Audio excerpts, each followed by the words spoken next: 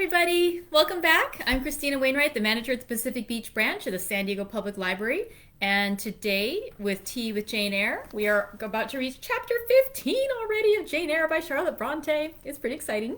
Let's see. Because it is an exciting chapter, I decided to brew up a tea that I've been holding on to for a little while. I've never tried this one before. It's a loose leaf chocolate mint tea that was a gift to me from one of my neighbors in the tea group I'm in. And it was actually grown by one of the other tea ladies, her mom, Emily, or Emily's mom has a farm where she grows tea. And so this is a chocolate mint loose leaf tea. It's been steeping only for a couple of minutes. So I'm hoping it'll get a little bit, I got a light behind it. For me, it looks kind of a light pale green. When I'm looking at it on the screen, it looks almost clear, which is kind of sad. But I'll go ahead and do the press on it. Hopefully it'll keep steeping for a little while longer. I'm just gonna pour a little bit out in my cup, but as soon as I opened up the bag and poured it into the French press, the scent of the chocolate and the mint was so intense. It was really good. And so, I actually had a coworker nearby too, and I was like, "Smell this! It's so good." It smells amazing. The mint is so yummy, and the chocolate scent is just there too. It's fabulous. So yeah, chocolatey mint tea. Again, I'm hoping it'll steep a little longer, so I'm just going to pour out a little bit so we can start our story, and then we'll pour out a bit more later on as it goes on. But yeah, just a little bit. Oh my god, it smells so good. mm, that's really, really nice.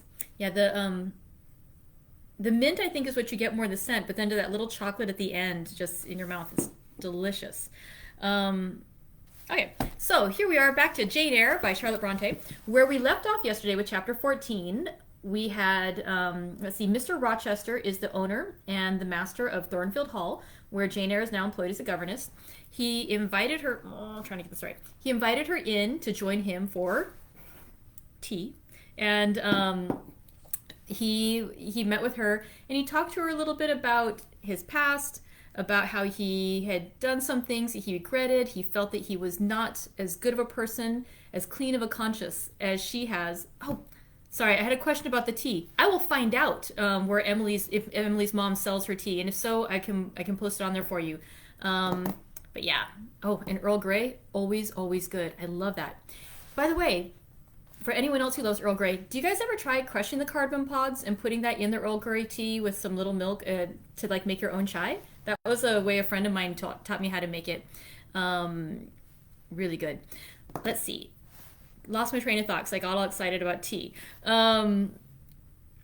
Rochester was talking to Jane about how his conscience wasn't as clear as it had been when he was a youth. Like, he's about 20 years her senior, and he was saying how she has this clean aspect to her. Not just, you can just see it in her spirit.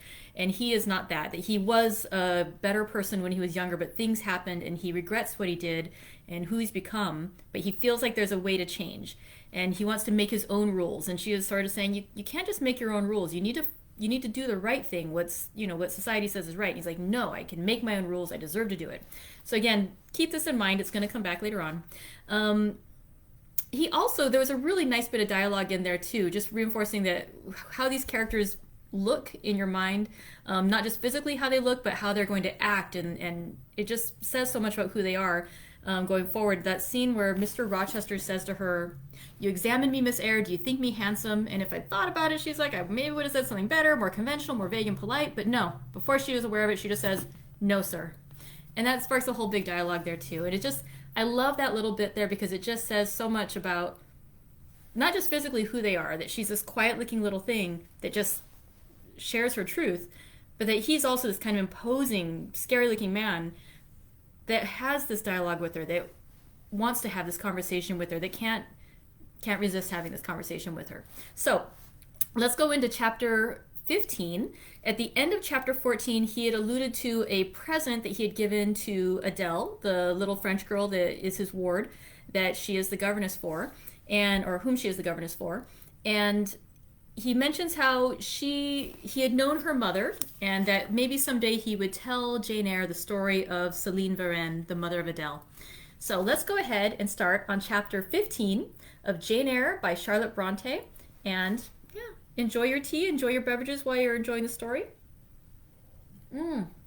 or do whatever work you're doing, gardening, whatever you're doing while you're listening. But yeah, let's go into chapter 15. This is a really good one. Whew. Not that they're not all great, but this is a really good one. Okay. Chapter 15. Mr. Rochester did, on a future occasion, explain it. It was one afternoon when he chanced to meet me and Adele in the grounds, and while she played with Pilot in her shuttlecock, he asked me to walk up and down a long beach avenue within sight of her. He then said that she was the daughter of a French opera dancer, Céline Varenne, toward whom he had once cherished what he called a grand passion. Great passion. This passion Céline had professed to return with even superior ardor. He thought himself her idol, ugly as he was. He believed, as he said, that she preferred his taille that's really hard to say, athletic build, to the elegance of the Apollo Belvedere. And so, Miss Eyre, as much was I flattered by this preference of the Gallic sylph for her British gnome, that I installed her in a hotel, gave her a complete establishment of servants, a carriage, cashmeres, diamonds, dentelles, etc. In short, I began the process of ruining myself in the received style, like any other spoony. I had not, it seems, the originality to chalk out a new road to shame and destruction, but trod the old track with stupid exactness, not to deviate an inch from the beaten center. I had, as I deserved to have, the fate of all other spoonies. Happening to call one evening when Céline did not expect me, I found her out. But it was a warm night, and I was tired with strolling through Paris, so I sat down in her boudoir, happy to breathe the air consecrated so lately by her presence. No, I exaggerate. I never thought there was any consecrating virtue about her. It was rather a sort of pastille perfume she had left, a scent of musk and amber than an odor of sanctity. I was just beginning to stifle with the fumes of conservatory flowers and sprinkled essences when I bethought myself to open the window and step out onto the balcony. It was moonlight and gaslight besides, and very still and serene. The balcony was furnished with a chair or two. I sat down, took out a cigar. I will take one now, if you will excuse me. Here ensued a pause, filled up by the producing and lighting of a cigar. Having placed it to his lips and breathed a trail of Havana incense on the freezing and sunless air, he went on. I liked bonbons, too, in those days, Miss Eyre, and I was croquante. Overlooking the barbarism. Croquante. Which I guess means munching. Okay. And it says it's unclear whether the barbarism refers to the use of French as the participle what the English was, or the combination of eating chocolates and smoking tobacco. Okay. There was a long note for that. I was like confused. I was croquante. Chocolate confit and smoking alternately, watching meantime the equipages that rolled along the fashionable street toward the neighboring opera house, when, in an elegant close carriage, drawn by a beautiful pair of English horses, and distinctly seen in the brilliant city night, I recognized the voiture I had given Céline. Carriage. She was returning. Of course, my heart thumped with impatience against the iron rails I leaned upon. The carriage stopped, as I had expected, at the hotel door. My flame, that is the very word for an opera inamorata, alighted.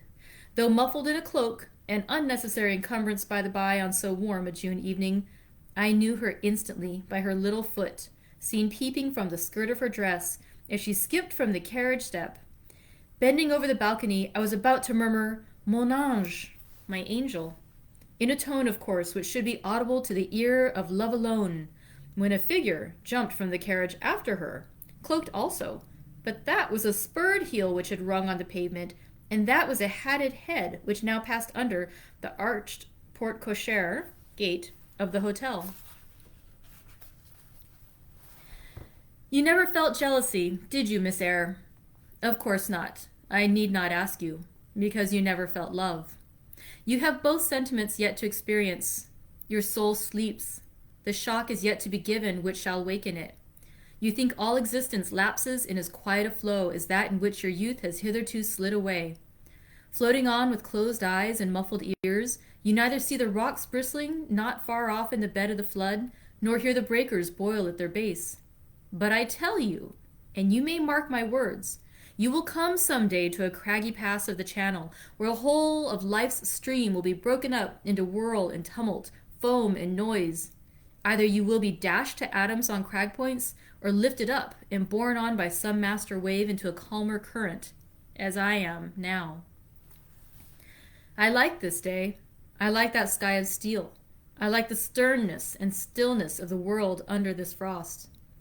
I like Thornfield, its antiquity, its retirement, its its old crow trees and thorn trees, its gray facade and lines of dark windows reflecting that metal welkin. And yet, how long have I abhorred the very thought of it, shunned it like a great plague house? How I do still abhor. He ground his teeth and was silent. He arrested his step and struck his boot against the hard ground. Some hated thought seemed to have him in its grip and to hold him so tightly that he could not advance. We were ascending the avenue when he thus paused. The hall was before us.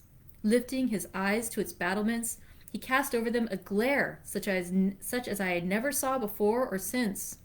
Pain, shame, ire, impatience, disgust, detestation seemed momentarily to hold a quivering conflict in the large pupil dilating under his ebon eyebrow. Wild was the wrestle which should be paramount, but another feeling rose and triumphed, something hard and cynical, self-willed and resolute. It settled his passion and petrified his countenance. He went on. During the moment I was silent, Miss Eyre, I was arranging a point with my destiny. She stood there, by that beech trunk, a hag like one of those who appeared to Macbeth on the heath of Forres. You like Thornfield, she said, lifting her finger, and then she wrote in the air a memento, which ran in lurid hieroglyphics all along the house front, between the upper and lower rows of windows. Like it if you can, like it if you dare. I will like it, said I. I dare like it. And, he subjoined moodily, I will keep my word. I will break obstacles to happiness, to goodness. Yes, goodness. I wish to be a better man than I have been, than I am. As Job's Leviathan broke the spear, the dart, and the habergeon, hindrances which count others as iron and brass, I will esteem but straw and rotten wood. Adele here ran before him with her shuttlecock. Away, he cried harshly. Keep at a distance, child, or go into Sophie. Continuing then to pursue his walk in silence, I ventured to recall him to the point whence he had abruptly diverged. Did you leave the balcony, sir? I asked, when Mademoiselle Varenne entered. I almost expected a rebuff for this hardly well-timed question, but on the contrary, waking out of his scowling abstraction, he turned his eyes toward me, and the shades seemed to clear off his brow. Oh, I had forgotten Celine. Well, to resume. When I saw my charmer thus come in accompanied by a cavalier, I seemed to hear a hiss, and the green snake of jealousy, rising on undulating coils from the moonlit balcony, glided within my waistcoat and ate its way in 2 minutes to my heart's core. Strange, he exclaimed, suddenly starting again from the point. Strange that I should choose you for the confidant of all this, young lady. Passing strange that you should listen to me quietly, as if it were the most usual thing in the world for a man like me to tell stories of his opera mistresses to a quaint, inexperienced girl like you. But the last singularity explains the first, as I intimated once before. You, with your gravity, considerateness, and caution, were made to be the recipient of secrets. Besides, I know what sort of a mind I have placed in communication with my own. I know it is one not liable to take infection. It is a peculiar mind. It is a unique one. Happily, I do not mean to harm it, but if I did, it would not take harm from me. The more you and I converse, the better, for while I cannot blight you, you may refresh me. After this digression, he proceeded. I remained in the balcony. They will come to her boudoir, no doubt, thought I. Let me prepare an ambush. So putting my hand in through the open window, I drew the curtain over it, leaving only an opening through which I could take observations. Then I closed the casement, all but a chink just wide enough to furnish an outlet to lovers' whispered vows. Then I stole back to my chair, and as I resumed it, the pair came in. My eye was quickly at the aperture. Celine's chambermaid entered, lighted a lamp, left it on the table, and withdrew. The couple were thus revealed to me clearly. Both removed their cloaks, and there was the Varennes, shining in satin and jewels, my gifts, of course, and there was her companion in an officer's uniform, and I knew him for a young roué of a vicomte, roué of rake, a brainless and vicious youth whom I had sometimes met in society and had never thought of hating because I despised him so absolutely. On recognizing him, the fang of the snake, jealousy, was instantly broken, because at the same moment my love for Celine sank under an extinguisher. A woman who could betray me for such a rival was not worth contending for. She deserved only scorn, less, however, than I, who had been her dupe. They began to talk. Their conversation eased me completely. Frivolous, mercenary, heartless, and senseless, it was rather calculated to weary than enrage a listener. A card of mine lay on the table. This being perceived, brought my name under discussion. Neither of them possessed energy or wit to belabor me soundly, but they insulted me as coarsely as they could in their little way, especially Celine, who even waxed rather brilliant on my personal defects. Deformities, she termed them. Now, it had been her custom to launch out into fervent admiration of what she called my beauté mâle, masculine beauty, wherein she differed diametrically from you, who told me point blank at the second interview that you did not think me handsome. The contrast struck me at the time, and Adele here came running up again. Monsieur, John has just been to say that your agent has called and wishes to see you. Ah, in that case I must abridge.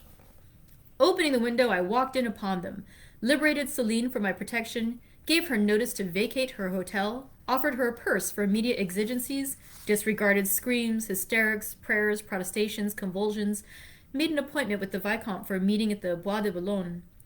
Next morning, I had the pleasure of encountering him, left a bullet in one of his poor, etiolated arms, feeble as the wing of a chicken in the pip, and then thought I had done with the whole crew.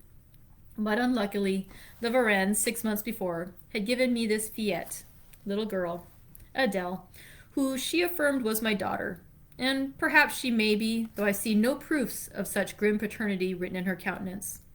Pilate is more like me than she. Some years after I had broken with the mother, she abandoned her child and ran away to Italy with the musician or singer. I acknowledged no natural claim on Adele's part to be supported by me, nor do I now acknowledge any, for I am not her father.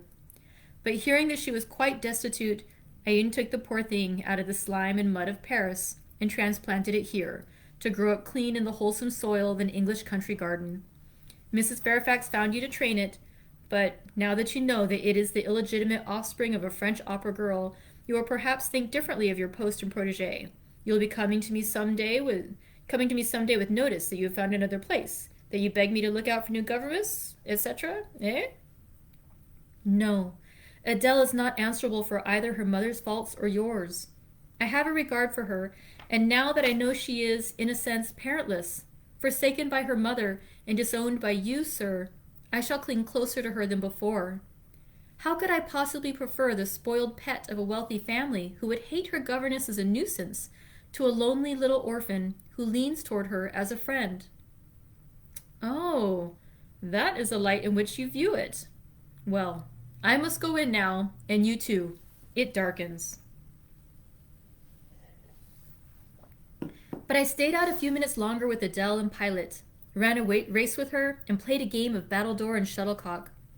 When we went in and I had removed her bonnet and coat, I took her on my knee, kept her there an hour, allowing her to prattle as she liked, not rebuking even some little freedoms and trivialities in which she was apt to stray when much noticed, and which betrayed in her a superficiality of character, inherited probably from her mother, hardly congenial to an English mind.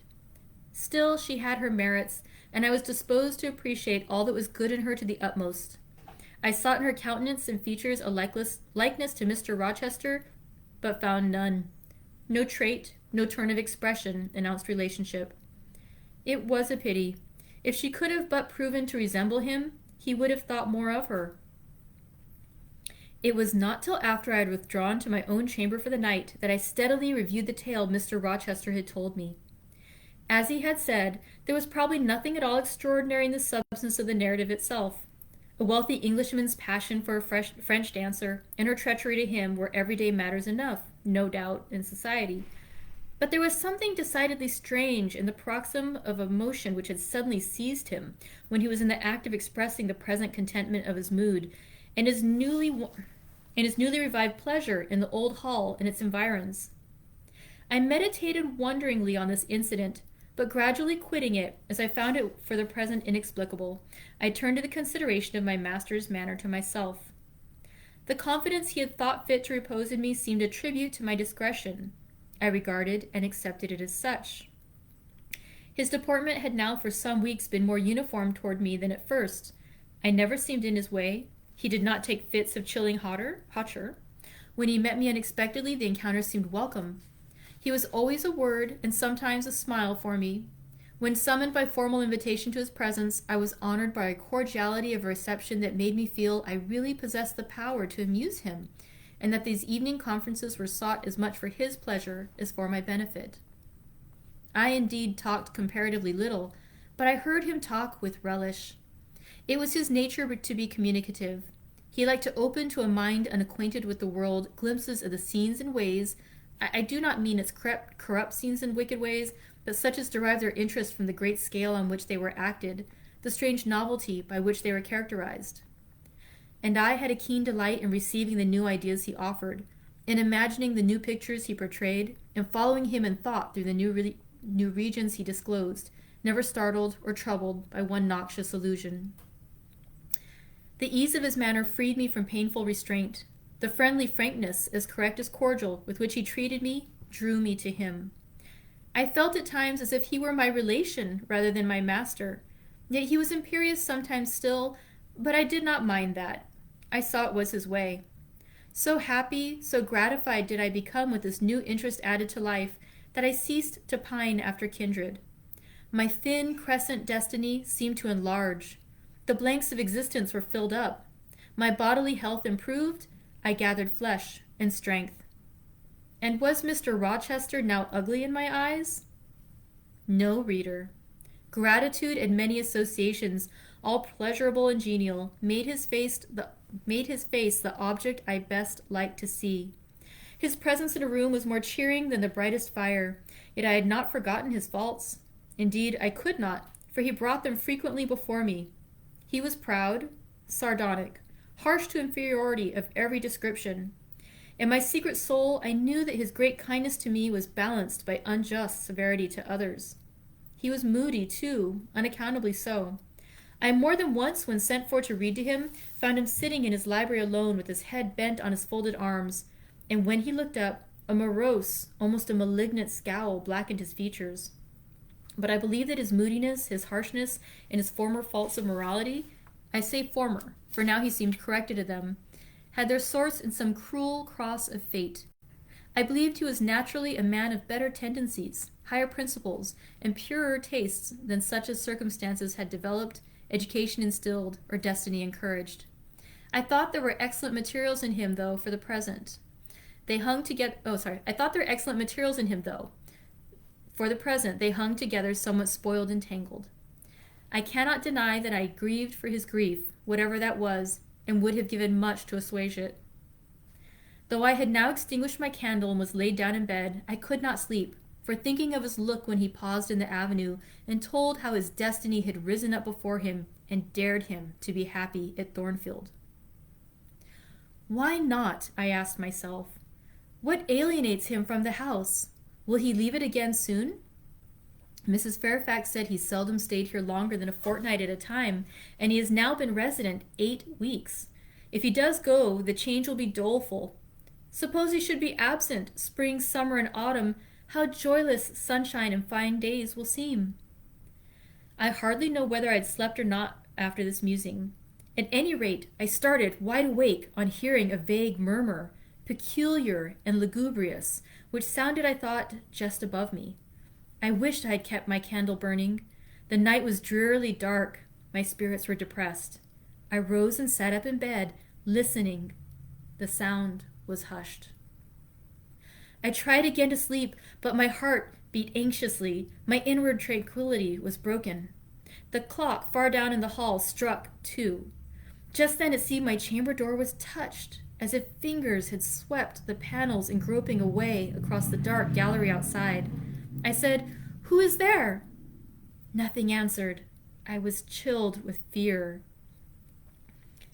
All at once, I remembered that it might be Pilate, who, when the kitchen door chanced to be left open, not infrequently found his way up to the threshold of Mr. Rochester's chamber. I had seen him lying there myself in the mornings. The idea calmed me somewhat. I laid down. Silence composes the nerves, and as an unbroken hush now reigned again through the whole house, I began to feel the return of slumber. But it was not fated that I should sleep that night. A dream had scarcely approached my ear when it fled, affrighted, scared by a marrow-freezing incident enough. There was a demonic laugh, low, suppressed, and deep, muttered as it seemed at the very keyhole of my chamber door. The head of my bed was near the door, and I thought at first the goblin laughter stood at my bedside, or rather crouched by my pillow. But I rose, looked around, and could see nothing. While as I still gazed, the unnatural sound was reiterated, and I knew it came from behind the panels. My first impulse was to rise and fasten the bolt, my next, again, to cry out, "Who is there?" Something gurgled and moaned. Ere long, steps retreated up the gallery toward the third-story staircase. A door had lately been made to shut in that staircase. I heard it open and close, and all was still. Was that Grace Poole? And is she possessed with a devil? Thought I. Impossible now to remain longer by myself. I must go to Mrs. Fairfax. I hurried on my frock and a shawl. I withdrew the bolt and opened the door with a trembling hand. There was a candle burning just outside, left on the matting in the gallery.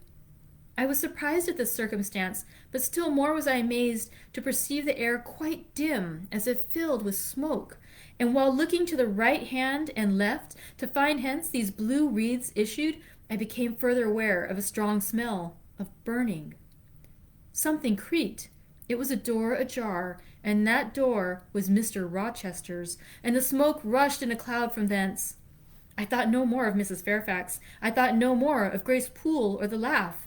In an instant I was within the chamber. Tongues of flame darted round the bed. The curtains were on fire. In the midst of blaze and vapor, Mr. Rochester lay stretched motionless in deep sleep. "Wake! Wake!" I cried. I shook him, but he only murmured in turn. The smoke had stupefied him.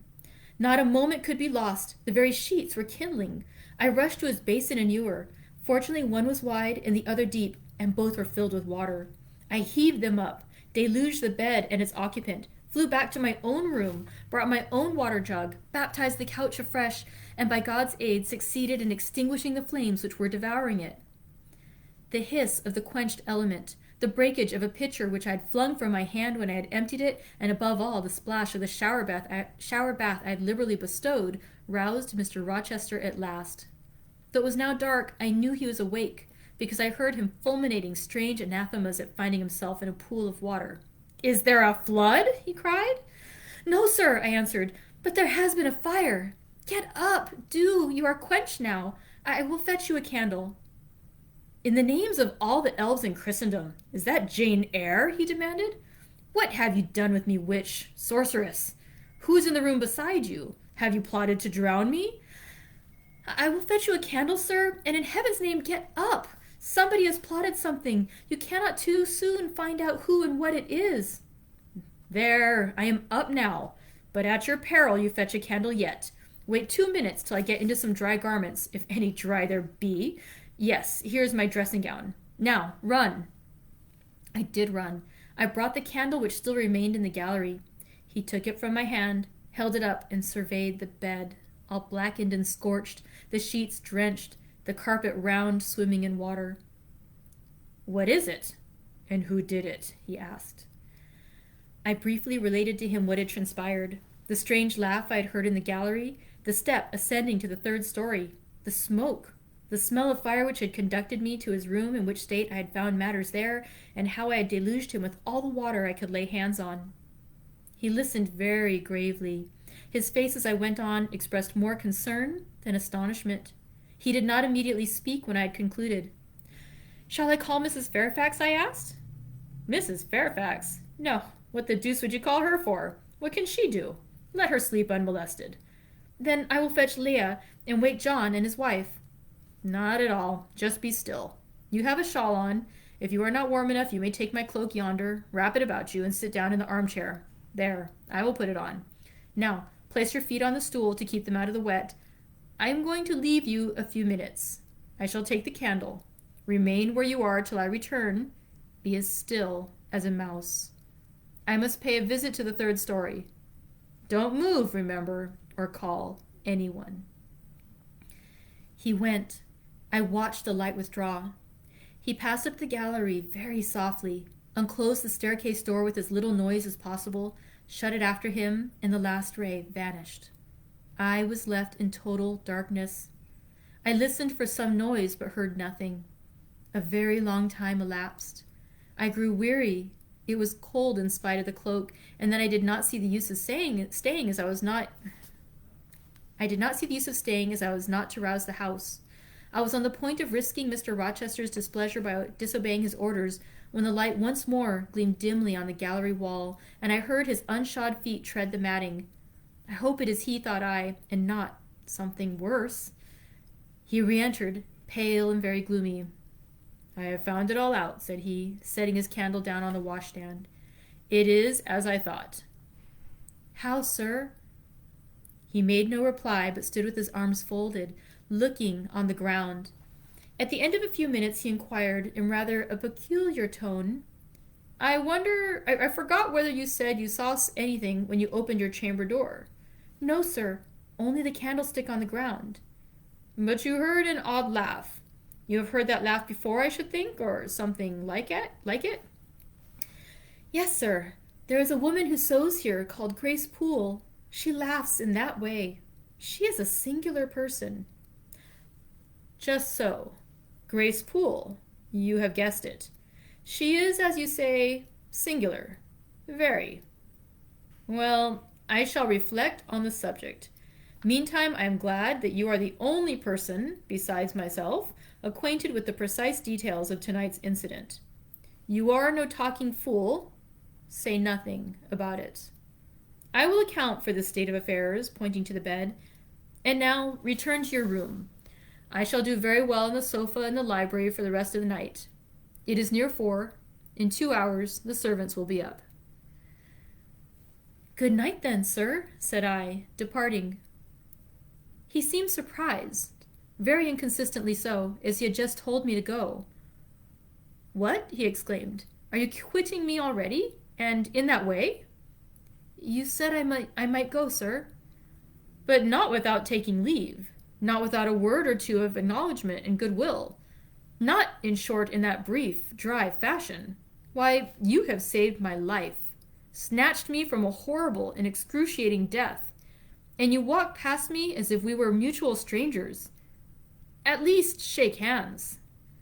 He held out his hand. I gave him mine. He took it first in one, then in both his own. You have saved my life. I have a pleasure in owing you so immense a debt. I cannot say more. Nothing else that has being would have been tolerable to me in the character of creditor for such an obligation. But you, it is different. I feel your benefits no burden, Jane. He paused, gazed at me. Words almost visible trembled on his lips, but his voice was checked. Good night again, sir.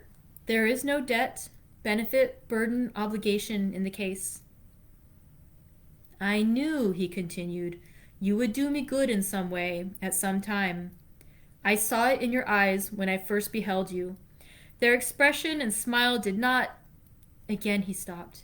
Did not, he proceeded hastily, strike delight in my very inmost heart so, for nothing. People talk of natural sympathies. I have heard of good genii. There are grains of truth in the wildest fable. My cherished preserver, good night.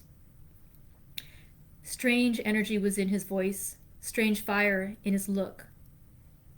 I am glad I happened to be awake, I said, and then I was going. What? You will go? I am cold, sir. Cold? Yes, and standing in a pool. Go then, Jane, go. But he still retained my hand, and I could not free it. I bethought myself of an expedient. I think I hear Mrs. Fairfax move, sir, said I. Well, leave me. He relaxed his fingers, and I was gone. I regained my couch, but never thought of sleep. Till morning dawned, I was tossed on a buoyant but unquiet sea, where billows of trouble rolled under surges of joy. I thought sometimes I saw beyond its wild waters a shore, sweet as the hills of Beulah, and now and then a freshening gale, awakened by hope, bore my spirit triumphantly toward the bourne. But I could not reach it even in fancy. A counteracting breeze blew off land and continually drove me back. Sense would resist delirium. Judgment would warn passion. Too feverish to rest, I rose as soon as day dawned. And that concludes chapter 15. What's going on the third floor of Thornfield Hall? What's the mystery? Why is this room burning down? It's so exciting. Okay, so thank you very much for joining us for chapter 15. I'll see you tomorrow, I hope, for chapter 16. Take care.